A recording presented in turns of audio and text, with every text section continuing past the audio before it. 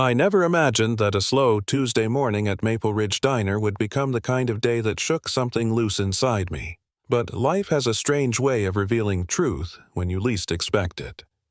The sun had just begun spilling across the narrow highway when I pushed open the diner door, the familiar jingle greeting me like an old friend. Morning light stretched across the chrome edges of the counter and cast warm reflections on the worn red booths. I'd been coming to that diner for years, always at the same time, always ordering the same black coffee, always settling into the same corner booth near the window. Routine can anchor a man, especially when the rest of his life feels like it's drifting. At 40, I worked quietly at a small auto shop on the edge of town, a far cry from my years as a firefighter. That job had carved pieces out of me I never quite got back. After one loss too heavy for me to carry any longer, I stepped away, telling myself I'd find something else to build meaning around. But most mornings as I watched cars pass along the highway, I wondered if I'd simply faded into the background of my own life. Lost in the noise. Lost in the repetition of days that looked too similar to the ones before. Inside the diner, the air carried the familiar smell of bacon-buttered toast and coffee strong enough to wake the dead. Linda, the waitress who'd been working there longer than I'd been shaving, waved at me while balancing a tray of eggs and hash browns. She mouthed, "Good morning," and I raised my hand in return before settling into my booth. Nothing ever changed in that place. The comfort of that consistency was something I held on to more tightly than I admitted. But the moment she entered, the air shifted. The bell above the door chimed again, and in rolled a young girl in a wheelchair. She must have been around 12, maybe younger, with dark hair pulled loosely behind her shoulders and hands that trembled slightly as she guided herself toward a small table near mine. What struck me first wasn't her chair, but her eyes. They carried an old sadness, a kind of quiet heaviness that didn't belong to someone her age.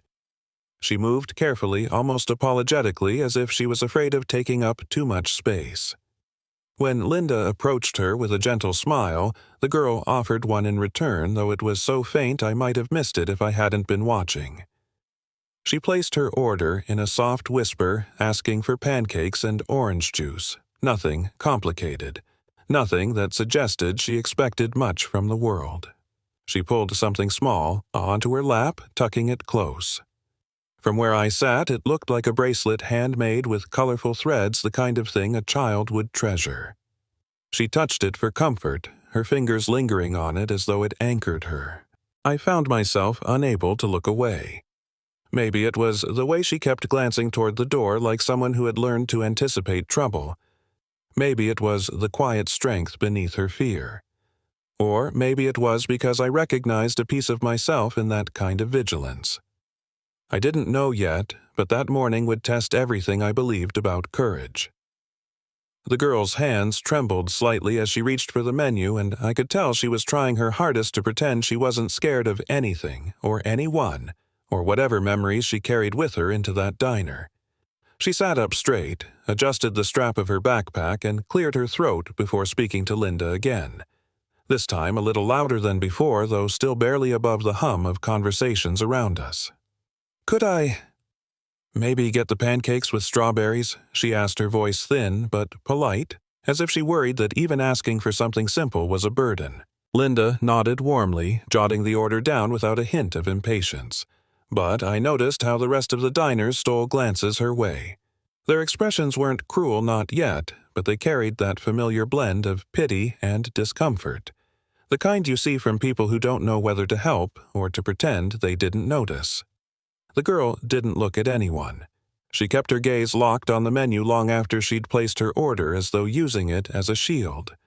And in that moment I saw something I recognized far too well, the look of someone who has learned to make themselves small to stay safe. She reached into the side pocket of her backpack and pulled out the little bracelet I'd glimpsed earlier. Now that I could see it more clearly, it looked handmade, woven from several strands of colored thread and decorated with a single tiny silver bead in the center. She held it gently, almost reverently, running her thumb over the bead again and again. It wasn't just jewelry. It was something important to her, something tied to a person or memory she didn't want to lose. She set it carefully on her lap, close enough that she could grab it in an instant, but far enough that she could pretend she wasn't depending on it. I wondered who gave it to her, a parent, a sibling, someone she missed, someone who made her feel safe before the world taught her to expect the opposite. The diner continued as usual. The coffee machine hissed. Silverware clinked against plates. Someone laughed at a joke they probably wouldn't remember 2 minutes later. But near the window, the girl seemed to exist in a world of her own, one built out of caution and quiet determination. When her pancakes arrived, she whispered a thank you, then hesitated before reaching for the fork. Her hand hovered above the plate for a moment as though she was listening for something inside herself before allowing this small moment of comfort. Eventually, she began eating, taking small bites. Careful bites, glancing around between each one like she was waiting for the world to interrupt her peace. I found myself paying closer attention to her than to my own breakfast. There was something unmistakably familiar about that kind of vigilance, the way she scanned the room quietly but constantly. I'd seen that same behavior in men who'd spent years in rough households or on the wrong side of trauma. I'd seen it in myself after certain calls during my firefighting days. She wasn't just cautious, she was conditioned. Someone had taught her by action, not words, that danger could appear at any moment. When a truck outside backfired a sharp metallic pop, she flinched so hard her fork clattered against the plate. She froze instantly. Shoulders raised, breath held, eyes locked on the doorway as if preparing for something she feared might enter. It broke something in me. Kids shouldn't respond to loud noises like that. Kids shouldn't have to. As I watched her slowly calm herself, her fingers gripping that bracelet tightly again, I felt a quiet anger rise inside me. Not at her, of course, but at the invisible story she carried. I didn't know the details, but I knew enough. She was used to surviving, not living. She was used to breakfast being something she earned, not something she simply deserved. And as the minutes passed, I began to notice another detail. A black van sat idling across the street, its windows tinted so dark you couldn't see who was inside. It hadn't been there when I arrived. It hadn't moved once. And every few minutes the girl glanced at it the same way a prey animal tracks a predator's shadow. She didn't just want breakfast. She wanted a moment where she didn't have to look over her shoulder. She wanted to be 12.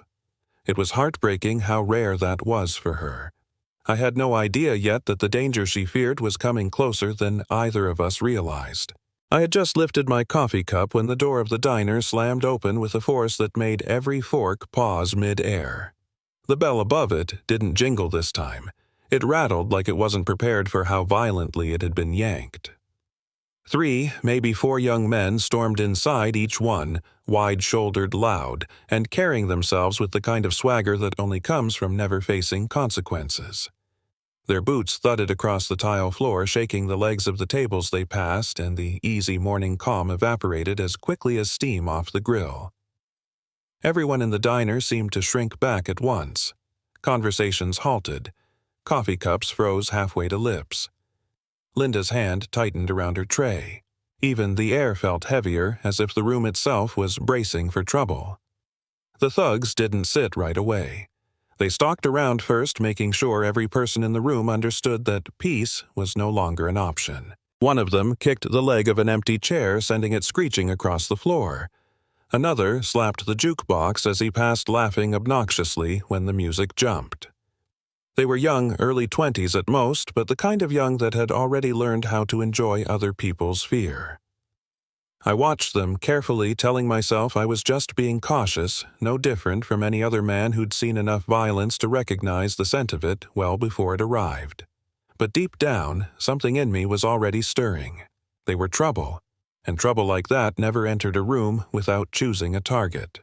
The tallest one, a blond kid with a scar across his jaw, scanned the diner with a slow, predatory kind of curiosity.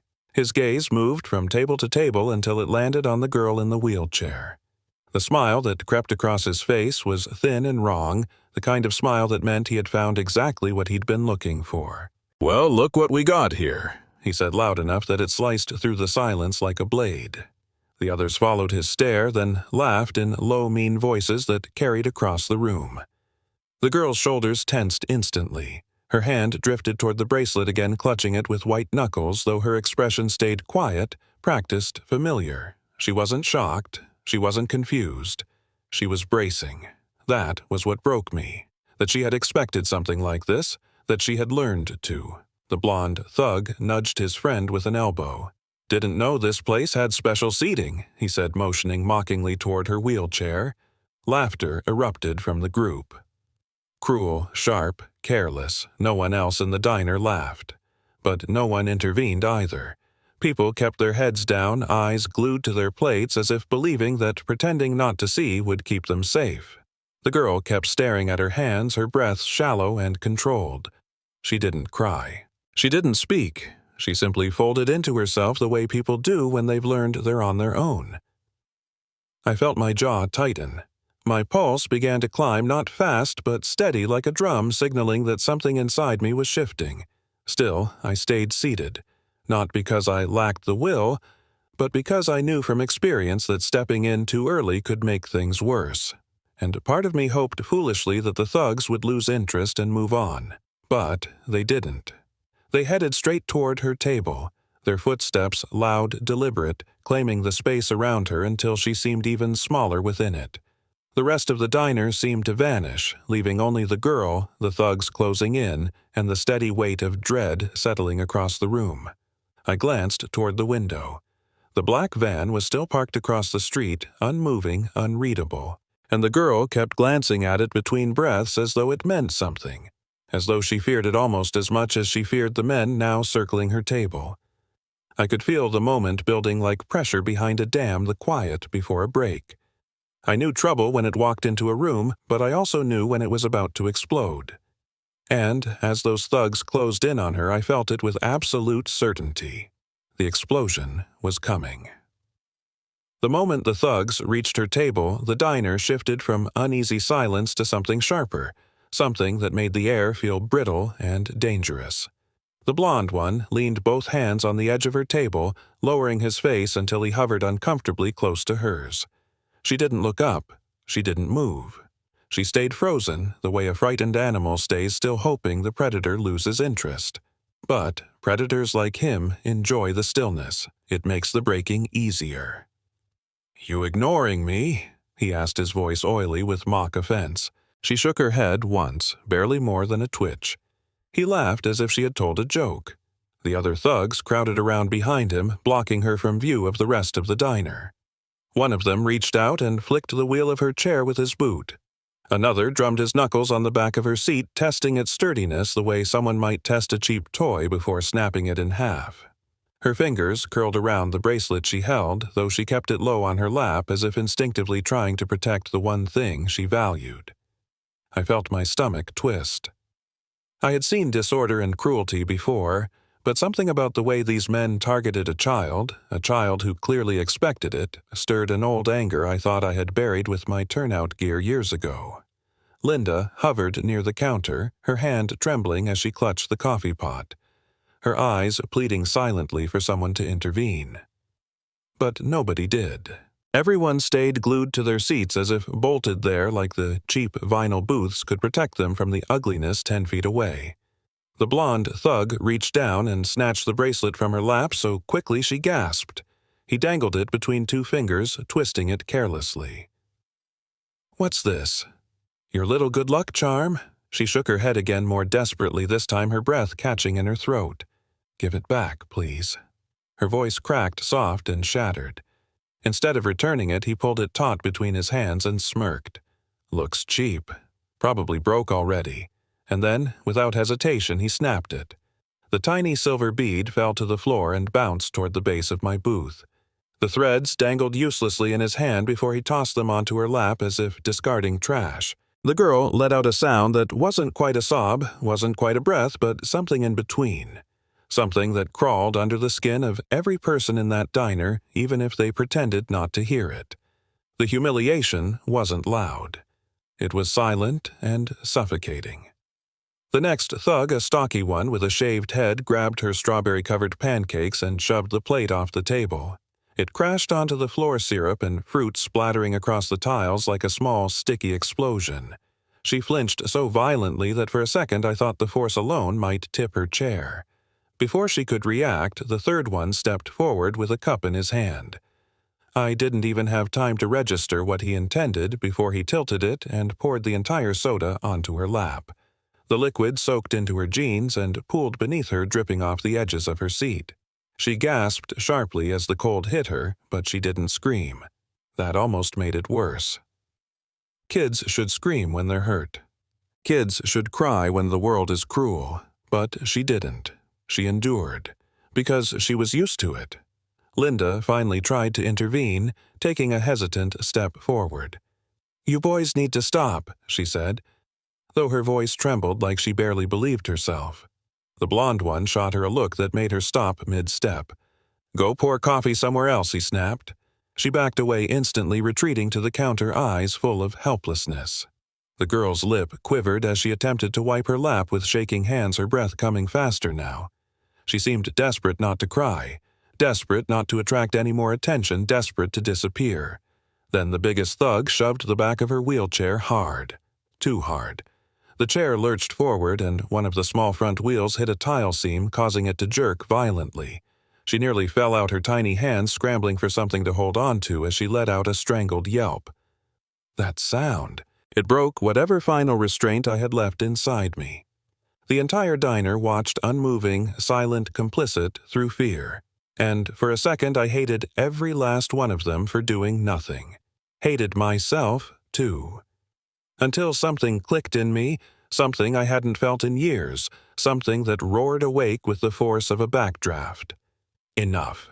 That was the word my mind screamed. Enough. And right then, as I watched a child fight to stay upright in her wheelchair while thugs laughed at her pain, a clarity washed over me so strong it made my hands steady, my breathing slow, and my purpose unmistakable. Something inside me snapped. No one else was going to do a damn thing, so it had to be me. The thought rushed through me like a command. Not a choice. A duty. And this time, unlike the moments that had haunted me for so long, I would not stand by and watch something break while telling myself it wasn't my place. I placed both hands on the table, braced myself, and prepared to stand. I pushed myself up from the booth with a steadiness that surprised even me, though my pulse was pounding hard enough to echo in my ears. The sounds of the diner seemed to fade into the background, replaced by a sharp, focused silence that narrowed my entire world down to the girl, the thugs, and the wrongness of what was happening. The blonde one was still laughing as he wiped syrup from his fingers onto her sleeve, enjoying the way she recoiled from his touch. Her breathing had shifted into short, panicked gasps, the kind that come right before someone breaks. Not this time. Not in front of me. I walked toward them, not fast, not slow, but with the kind of deliberate pace that carried the weight of a decision long overdue. One of the thugs noticed me first. The shaved-head one nudged the blonde ringleader and jerked his chin in my direction. "Looks like someone wants to play hero," he muttered. The blonde one straightened, turning toward me with a grin that dripped arrogance. "You got a problem?" he asked. His tone made it clear he expected me to back down. People usually did. I didn't stop walking until I stood between him and the girl, blocking her from view. I could feel her behind me, trembling, holding herself together by the smallest thread. I didn't look back at her because I didn't want her to think she had to comfort me. This was my moment, not hers. "Yeah," I said, keeping my voice low and even. "I've got a problem with grown men harassing a kid." The blonde laughed again, but the sound wavered a little. He hadn't expected me to address what he was doing so plainly. Bullies hate mirrors. They hate being reminded of exactly what they are. "Why don't you sit down before you get hurt?" he snapped. "Why don't you leave her alone?" I countered my words steady. A tense beat passed. Then the shaved-head thug stepped forward, cracking his knuckles. "We can make you sit down," he said. "Try," I replied. It came out without hesitation. And oddly, I wasn't afraid. Not because I thought I could win. I'd taken enough hits in my life to know how quickly a fight can go wrong. But fear didn't matter. Doing the right thing did. The blonde thug moved in closer until his face was inches from mine. I could smell alcohol on his breath, could see the little tick in his jaw that told me he wasn't used to being challenged. "You think you're tough?" he asked. I shook my head. "No, but I'm not stepping aside." Behind me, I heard the girl whisper, barely audible, "Why? Why are you helping me?" It was the kind of question that carried years of disappointment inside it. The kind of question asked by someone who had learned not to expect protection from anyone. I didn't take my eyes off the blonde thug as I answered, because someone should. For a moment, a strange stillness settled over the diner. Even the thugs seemed thrown off by the simplicity of the answer. Maybe they expected bravado or threats. Maybe they didn't know what to do with a man who stood his ground without barking or posturing. The blonde thug recovered first, shoving a finger into my chest.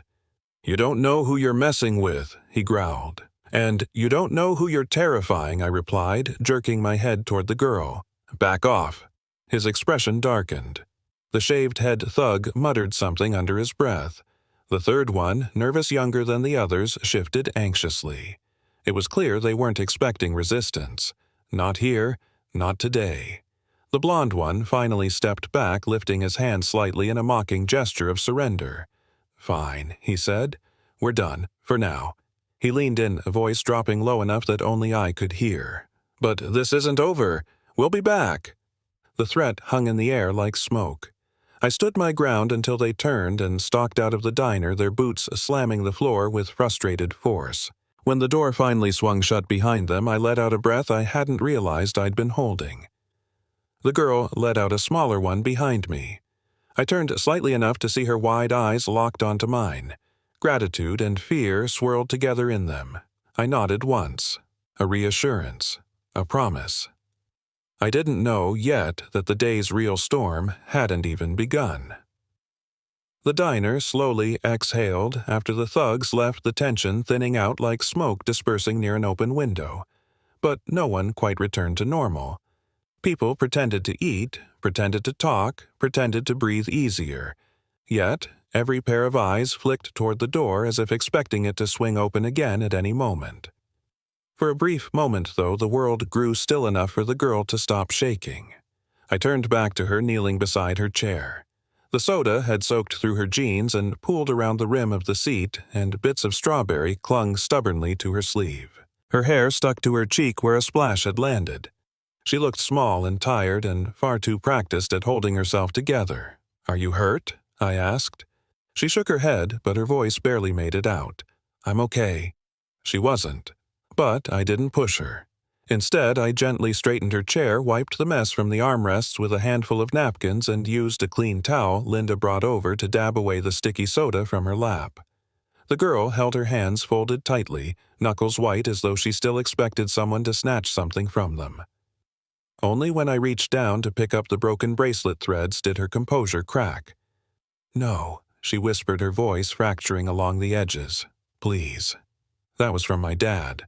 I froze for a second. Not because of the words, but because of the grief layered beneath them.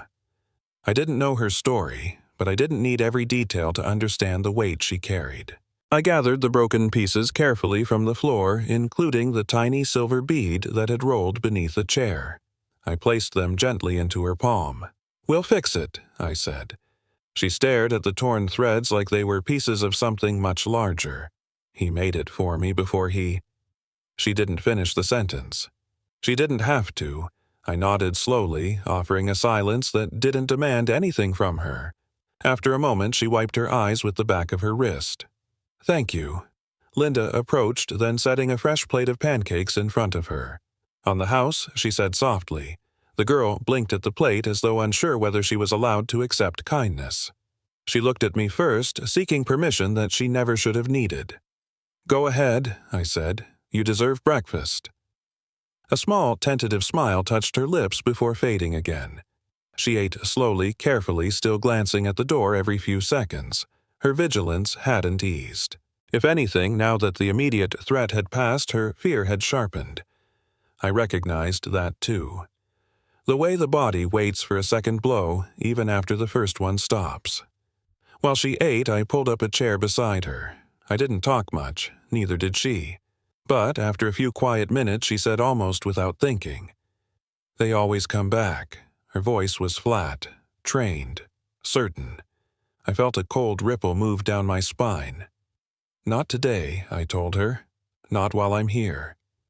She studied me for a long moment, searching my face as if trying to decide whether I believed what I had just said or if I was simply trying to comfort her.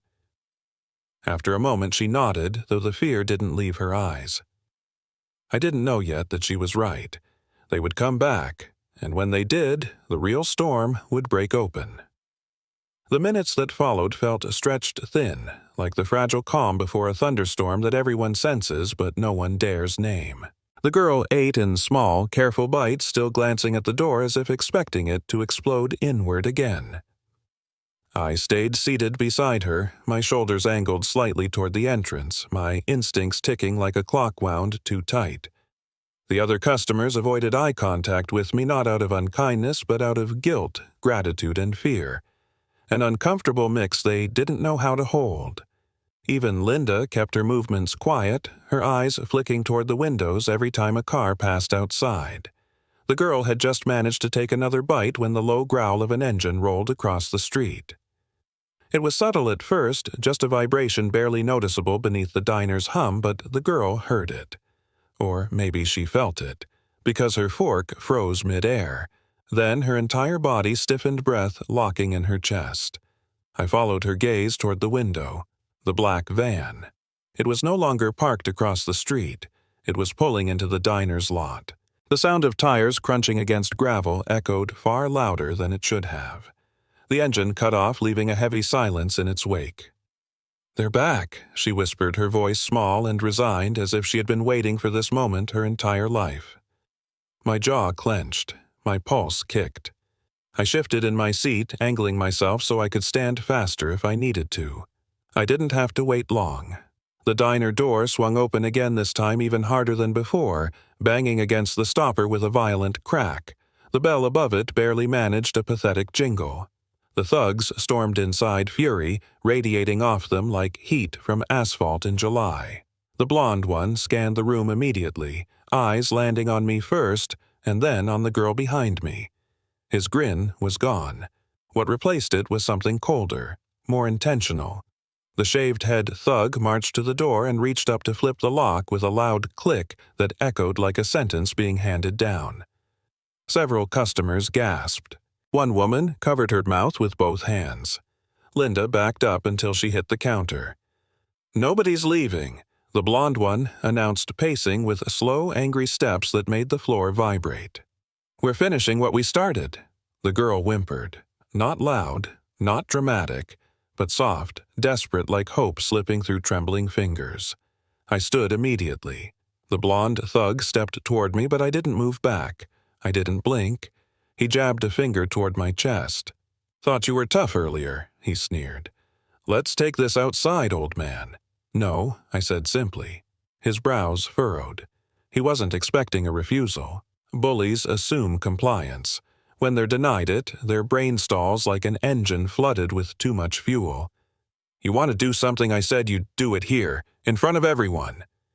Rage rippled across his face, tightening his jaw. The shaved-head thug cracked his knuckles again and muttered, "He wants to be a hero. Heroes die broke."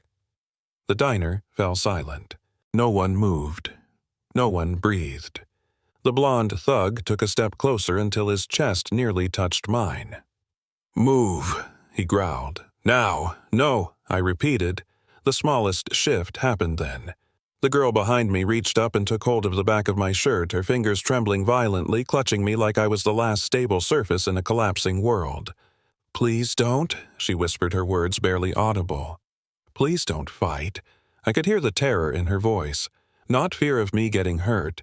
Fear of the violence itself. Fear she had lived with too long. I kept my eyes locked on the blonde thugs, refusing to let him see even an inch of hesitation. But I softened my voice just enough for her to hear me clearly. "I'm not letting them hurt you." The blonde thug smirked at that. "You hear that he taunted to his friends. He thinks he's some kind of guardian angel." Another thug laughed darkly. "Let's clip his wings." He lunged forward a single step, and for a moment I braced myself for the impact. My muscles tightened. My breath steadied. My weight shifted to my back foot. But then something unexpected happened. The thug froze. All of them did. Not because of me, because of a sound outside. A sound that did not belong to a small-town diner. Engines. Not one. Not two. Dozens. Deep, controlled, powerful engines rolling into the parking lot like synchronized thunder. The blonde thug frowned and stepped toward the window, annoyance flickering into confusion. What the hell is that? Outside. Sleek black shapes began pulling into view. Not motorcycles, not police cars, SUVs, big ones, expensive ones. 4 of them. 5. Maybe more. Their windows were tinted, their movements precise, their arrival unmistakably intentional. The girl behind me inhaled sharply, her grip on my shirt tightening. "That's not them," she whispered. "That's my mom." I didn't understand at first. But when the doors of the SUVs opened and the first men stepped out in matching suits with coordinated movements and unreadable expressions, it clicked. Bodyguards. Dozens. And they were here for her. The storm hadn't ended. It had only just begun. For a moment, no one in the diner moved. Even the thugs, so loud and sure of themselves moments before, fell silent as the thunder of engines rumbled outside. The sound grew deeper, fuller, shaking the thin diner windows in their frames. It wasn't the chaotic roar of hot-headed bikers or the rowdy unpredictability of street racers. This was synchronized, controlled, a sound that carried authority before a single person stepped out. The blonde thug lifted his chin, trying to mask the flicker of uncertainty crossing his face. "What is that?" he muttered again, but this time the bravado in his voice wavered. I stepped slightly forward, blocking the girl more fully behind me. She clutched the back of my shirt like she was holding onto a life raft. Her breathing quickened, then paused altogether when the first SUV came into view. It glided into the parking lot with smooth precision, followed by another and then another until 5 identical black vehicles lined up across the front of the diner, forming a barricade of polished metal and tinted glass. The parking lot, empty only seconds earlier, now looked like a battlefield about to be claimed. The doors opened almost in unison. Men stepped out, dressed in dark suits, earpieces tucked discreetly behind their ears. They moved with calculated grace, each one scanning the perimeter with the kind of efficiency that only comes from intense training and the expectation of danger. These weren't random security guards. These were professionals, the kind hired by individuals whose wealth and influence reached far beyond a small-town diner. The diners around us gasped. Someone whispered Secret Service, though I doubted that was accurate. Still, the comparison wasn't far off. Every second seemed to stretch as the line of bodyguards tightened, forming a protective corridor from the SUVs to the diner door. The blonde thug cursed under his breath. He backed up a step, then another confusion etched across his features. His shaved-head friend scanned the room like he expected an ambush, but none of them were prepared for what came next. The final SUV door opened more slowly, as if deliberately setting the stage. A heel touched the pavement first, then a leg tailored white pants catching the sunlight, and then she stepped fully into view, a woman in a white suit that looked like it cost more than everything inside that diner combined. Her posture was straight, her expression carved from calm determination, and her presence commanded attention before she even approached the door. Her dark hair was pulled into a sleek knot. Diamond earrings glinted beneath the morning sun. But it was her eyes that struck me the most, sharp and searching, moving across the diner windows, as if she could already sense her child inside. The girl behind me let out a tiny, broken sound somewhere between a sob and a gasp. "That's my mom," she whispered. Not with fear, not with dread, but with a trembling relief that hit me harder than any punch ever had. The bodyguards parted, creating a pathway for her as she approached the entrance. Their formation was seamless, choreographed, and intimidating. Each step she took seemed to pull more air from the room.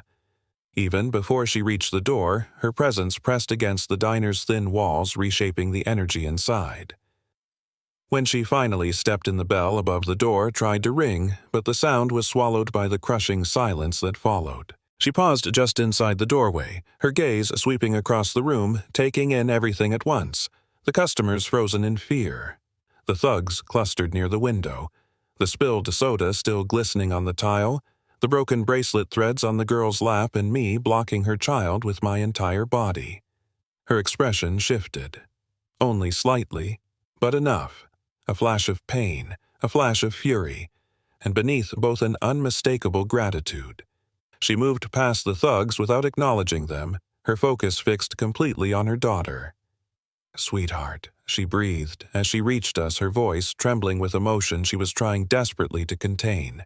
The girl collapsed forward as her mother gathered her into her arms, shaking with sobs she had been holding back for far too long. I stepped aside, giving them both space, but the mother's eyes met mine for a brief, weighted moment. A question. A thank you. A promise of reckoning. Behind her, the bodyguards closed in like a shifting wall of muscle and precision, and for the first time that morning, the thugs looked genuinely afraid. The woman in white held her daughter for several long, trembling seconds, her polished exterior cracking just enough for the raw fear beneath it to show. She smoothed the girl's hair, whispered something close to her ear, then pulled back to examine every inch of her. The soda-soaked jeans, the sticky sleeves, the broken bracelet threads still clinging to her lap. With each detail, her expression hardened, not in coldness but in controlled fury, the kind that builds behind the eyes of someone accustomed to wielding power without ever raising their voice. Her daughter clung to her waist, trying to breathe through her sobs. The mother cupped her cheek with a gentle hand, then finally turned her head toward me. The room seemed to shift when our eyes met. She searched my face with a sharp, assessing intensity, taking in the position I'd stood in, the way her daughter had been hiding behind me, the tension still coiled through my shoulders. Gratitude flickered across her gaze, small but unmistakable. She gave the slightest nod, a silent acknowledgement that didn't need words. But then her attention snapped to the thugs. That nod vanished, replaced instantly by a cold, ruthless clarity. She straightened, smoothing the sleeve of her suit as though preparing for a negotiation she fully expected to win. The blonde thug who'd been pacing nervously pointed toward her with a confused scowl. "Who are you supposed to be?" he muttered, trying to sound tough, but the tremor in his voice betrayed him. She didn't answer. She didn't need to. One of her bodyguards stepped forward. "Ma'am," he asked, awaiting an order. She lifted a hand palm, barely visible, but the movement was enough. The bodyguards swept into motion, splitting into two teams. The first formed a protective semicircle around her and the girl. The second advanced toward the thugs with slow, unhurried steps that made the hairs on the back of my neck rise. The blonde thug puffed up, trying to reclaim the dominance he'd lost. "Back off," he growled. "We didn't do anything." But the mother's voice cut through the diner like the snap of winter air after a storm. "You laid your hands on my child." The blonde thug froze.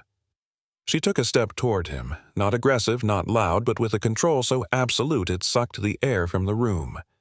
"You assaulted a minor. You terrorized her, and you mocked her disability." Each sentence landed like a strike, not screamed but delivered with razor precision. The shaved-head thug tried to intervene. "Lady, we were just messing around." "Silence," she commanded, and to my surprise he obeyed. Not because he respected her, but because something about her presence made it impossible to do otherwise. Her daughter tugged on her sleeve. "Mom."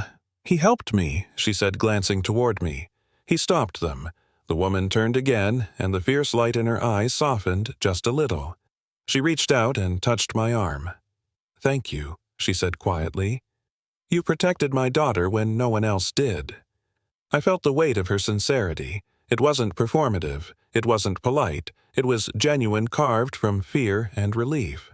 But the moment passed quickly, replaced once more by the fierce protectiveness of a mother with resources and reach far beyond anything these thugs could comprehend. She nodded toward her lead bodyguard. "Find out who they are." The blonde thug stiffened, "Hey," but the bodyguard was already on him, not violently, but efficiently removing his wallet, checking his ID, photographing his face, and sending the information to someone via a discreet tap on his earpiece. The other thugs received the same treatment. The blonde one's bravado evaporated entirely. "You can't just, you terrorized a disabled girl," the mother interrupted. "I can do far more than this." The diner held its breath. No one dared speak. No one dared blink. Even I felt the gravity of her authority. She placed her hands gently on her daughter's shoulders, steadying her. "Sweetheart," she said softly, "tell me exactly what they did." The girl hesitated, eyes dropping toward the floor. They took my bracelet. Dad made it before he died." Her voice cracked on the last word. The mother's lips pressed into a thin, pained line, and "They dumped soda on me. They pushed my chair. They said things." Tears welled up again. The mother wrapped her arms around her daughter. "I'm so sorry you went through that." Then she faced the thugs, and the apology in her voice turned to ice. Full charges, she told her bodyguards. Every single one. Assault, harassment, destruction of property, intimidation of a minor. The blonde thug sputtered. "We didn't mean intent," she said, "is irrelevant." Her bodyguards tightened their formation, and for the first time that morning, the thugs understood just how badly they had miscalculated. The mother's expression softened only when she looked at her daughter again. And then, astonishingly, she glanced back at me, something warm flickering beneath her composed exterior. "You saved her," she said quietly, "and I don't forget debts like that." I didn't know then how far those words would reach or how much they would change. The diner felt less like a small-town breakfast spot and more like the center of a tightening storm. The mother's command hung in the air, sharp enough to slice through whatever false confidence the thugs had left. Her bodyguards moved with a precision that made everyone step back instinctively, as though an invisible boundary had been drawn across the floor. The blonde thug tried one last attempt at reclaiming control. "You can't call the cops on us," he snapped, though his voice cracked. "We didn't do anything that bad." One of the bodyguards turned his head slowly, pinning him with a look so cold it could have frozen steel. "Assaulting a minor is not nothing," he said calmly, "and this incident is on video." It took a second for the thugs to process the words. Video. The shaved head one echoed, eyes darting around wildly. The bodyguard tapped the side of his glasses.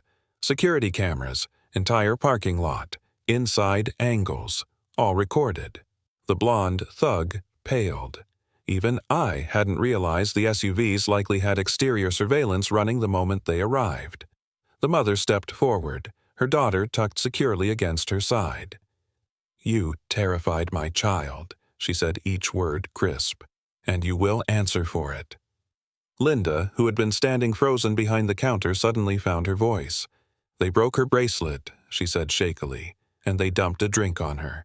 Pushed her chair so hard she almost fell." Her voice cracked at that last part as if the memory alone was unbearable.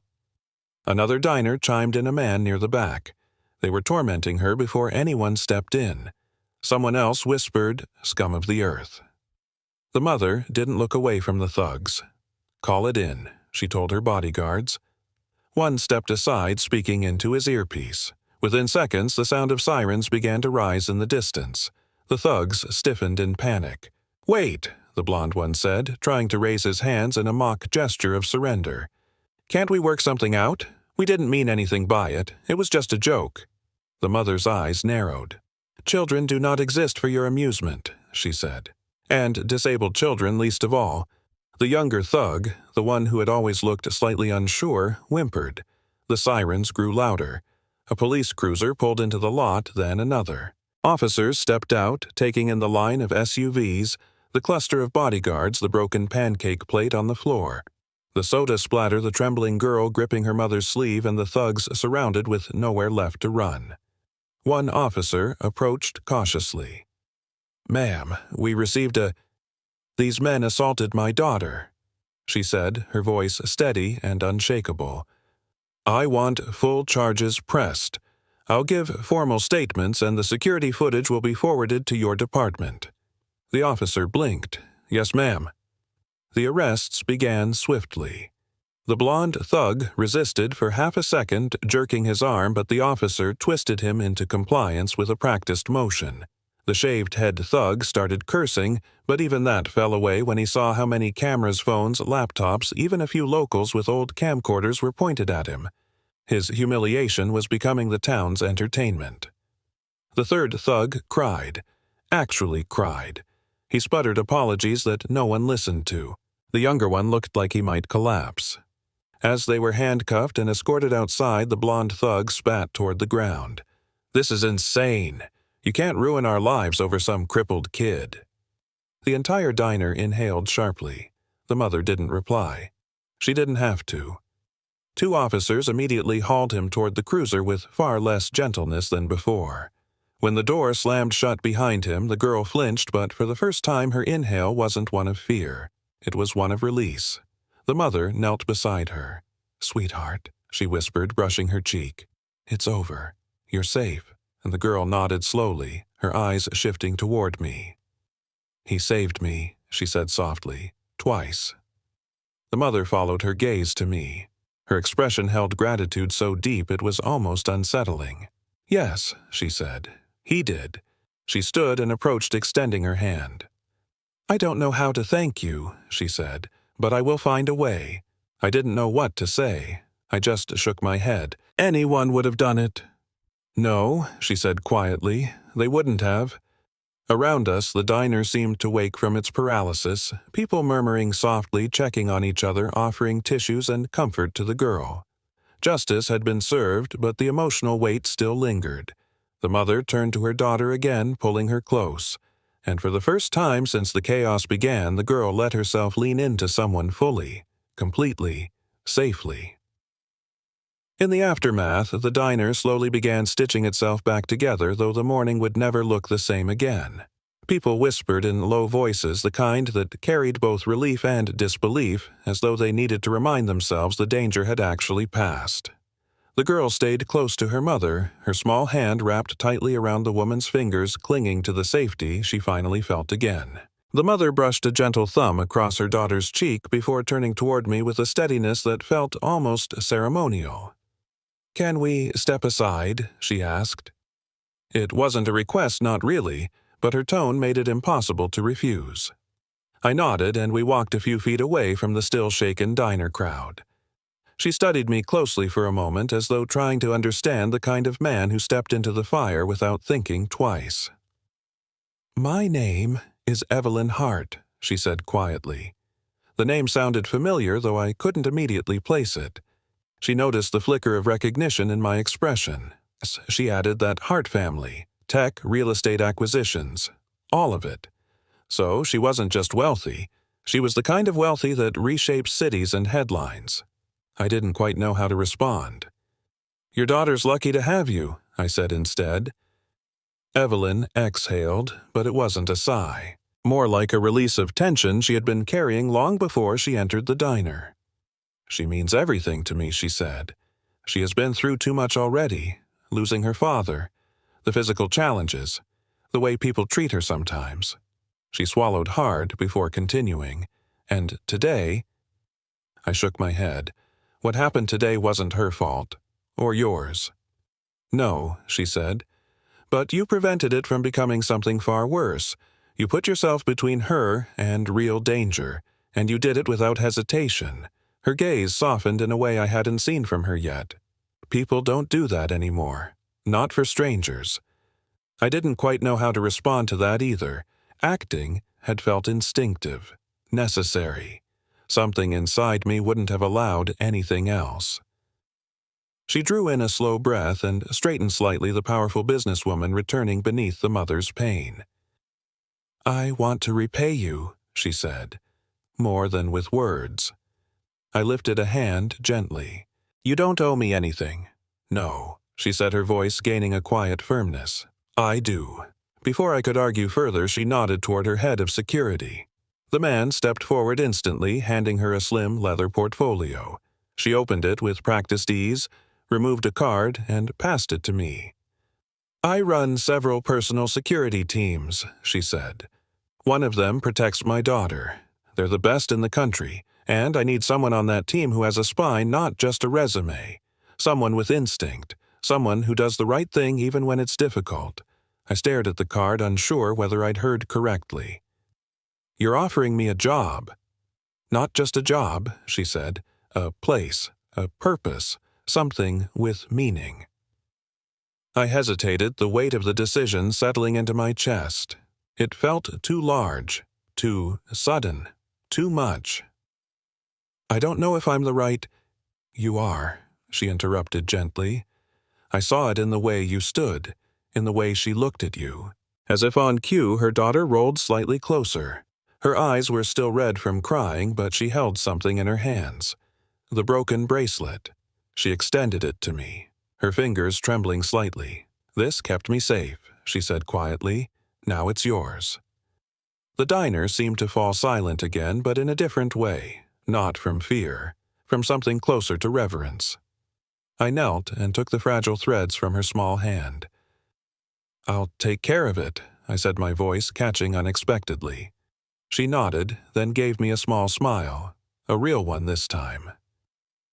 Evelyn watched the exchange with an expression that softened into something warmer, deeper, more personal than gratitude alone. You protected my daughter, she said softly, and I don't forget people who protect the things I love. The diner had almost returned to its quiet rhythm, though nothing about the moment felt ordinary anymore. The officers were gone. The bodyguards were repositioning outside, and the last traces of chaos clung faintly to the air like the tail end of a storm that hadn't fully decided whether it wanted to leave. Evelyn stood beside her daughter's chair, smoothing a wrinkle from the girl's sleeve with a gentle, lingering touch, the kind that spoke of years spent fighting battles most people never saw. When she finally turned back toward me, her expression shifted again, not into the hard-edged authority she had wielded so effortlessly, but into something softer and far more disarming. She's safe now, I said quietly, unsure why my voice felt suddenly unsteady. Because of you, she replied, holding my gaze. For the first time since she'd entered the diner, there was no barrier behind her eyes, no polished veneer, no distance carved by wealth or power. Just a mother, relieved a woman still catching her breath, studying the man who'd stepped into danger for her child without asking for anything in return. She took a small step closer, close enough that I could see the faint tremor still running through her hands. You did more for my daughter in one morning, she said, her voice low and sincere, than many people with money have done in years. The words settled over me with a strange warmth, unexpected and steadying all at once. I didn't know what to say. I'd spent so much time feeling like a man without direction, drifting through days that blurred together. I hadn't expected a stranger's gratitude to land like an anchor. She looked down for a moment, then lifted her eyes again, softer now. I meant what I said earlier, she continued. I don't forget the people who protect what I love. A breath passed between us, not quite heavy, not quite light, but charged with something quiet and unmistakable. Not romance. Not yet. But the possibility of something that didn't need to be named. I tucked the broken bracelet gently into my pocket, feeling the weight of its meaning. I'm glad I could help, I murmured. Evelyn studied me for another moment, her lips parting as though she wanted to say something else, something more. But instead, she let out a soft exhale and stepped back, her composure returning in a graceful sweep. I hope, she said, her voice barely above a whisper, this isn't the last time we meet. I didn't reply right away. I couldn't. Not with the way her words wrapped themselves around something in my chest I hadn't felt in years. When I finally nodded, it felt like a promise suspended in the space between us. A promise neither of us tried to define.